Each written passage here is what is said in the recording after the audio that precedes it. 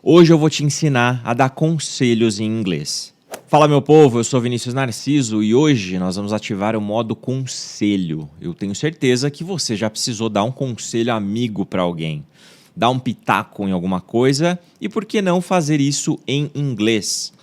Afinal de contas, a gente nunca sabe quando vão pedir a nossa opinião, certo? Então eu separei aqui 10 dicas para não faltar vocabulário na hora de dar aquele conselho maroto.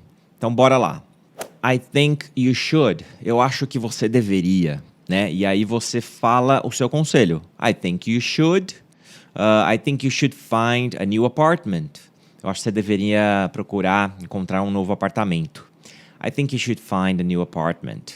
É uma abordagem mais direta. Olha, eu acho que você deveria fazer isso e aquilo. Why don't you invite him for dinner? Por que você não convida ele para jantar? Why don't you invite him for dinner? Esse aqui é quando você tá ali junto com a sua amiga, tentando achar a solução, sabe? Pra coisa.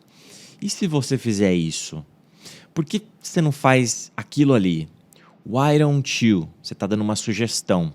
Have you thought about? Você já pensou em... E aí você dá a sua sugestão. Have you thought about going to a different doctor? Você já pensou em ir num médico diferente? Have you thought about going to a different doctor? Então é quando você não quer ser muito invasivo, sabe?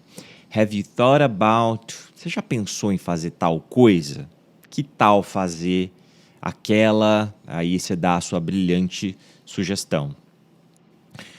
I don't know if tal is a good idea.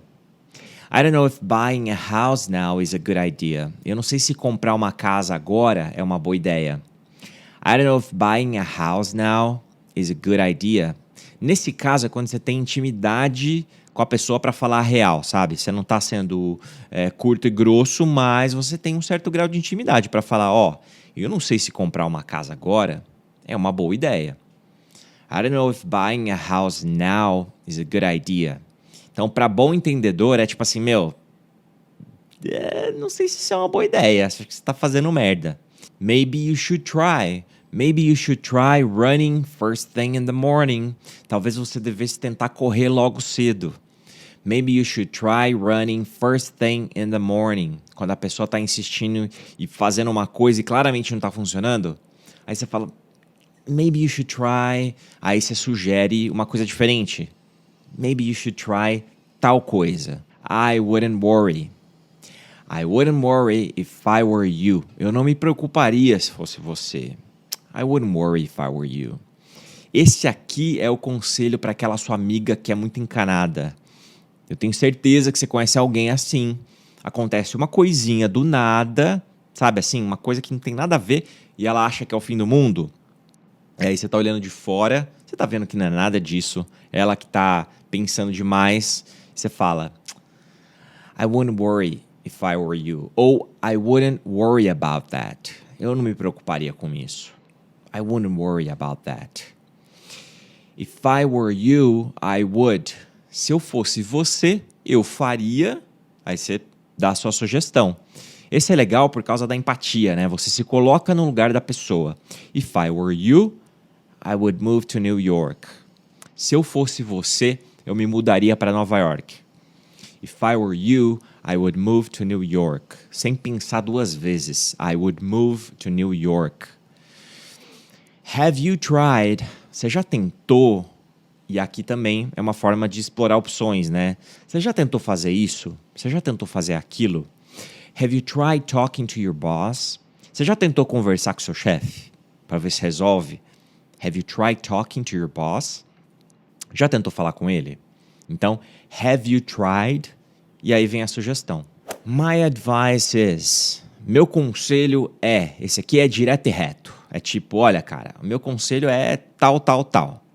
Então, my advice is that you stop smoking. O meu conselho é que você pare de fumar. My advice is that you stop smoking. Direto e reto. You ought to. Você deveria. You ought to go to the doctor. Você deve ir ao médico. Mas então não dá para usar should aqui? You should go to the doctor. Sim, o significado é basicamente o mesmo. a diferença é a formalidade. Se você precisa ser formal, ought to.